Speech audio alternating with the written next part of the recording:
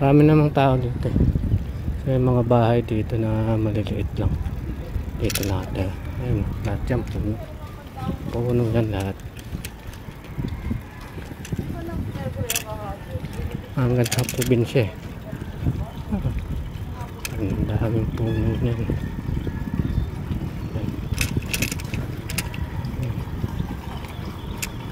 Ay, mga tao naman tatrabaho. Maawa Diyos. Ganda dito. Ang ganda dito, walang kainit-init. Lahat puno. Yan. Lahat puno yan. Daming ibon. Daming ibon nga maririnig.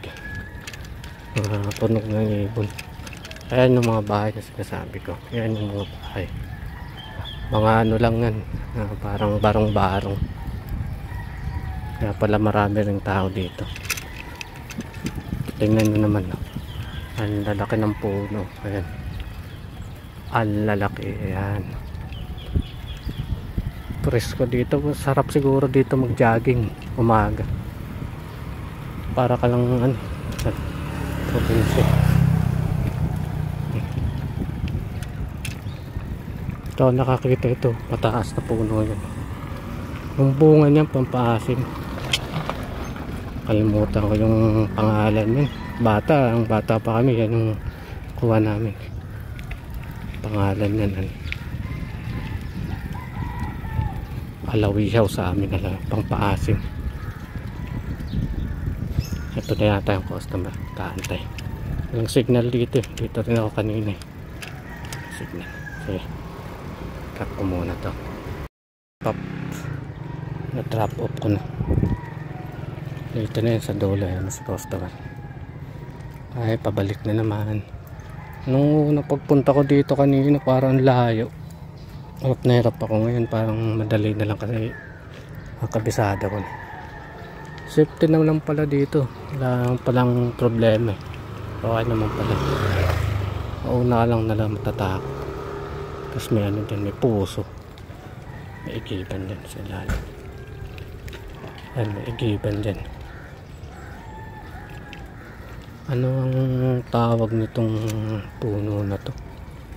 Ito, laki ng puno. Ito, may puno dito. Yung bunga niya naglalaglagan. Yung maasim. Bakwan, ha? Ayun. Batuan. Yun, batuan. Yung pampaasim. Yan. Daming laglag. Amoy pa lang, alam ko na eh. Kasi yan yung napulot namin mga bata pa kami dati sa probinsya yan. Dami. Batuan. Yung batuan pa. Yan dito. Ay. Pahinga nga muna ako. Preskong hangin. Ayan. Muna tayo. Ciao.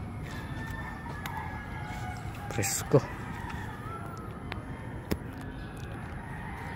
Nasa probinsya. Wala ako nakalangot ng sariwang hangin. Ang amoy ng hangin parang nasa probinsya ka lang. Tingnan mo naman ang lalaki ng puno. Sariwa.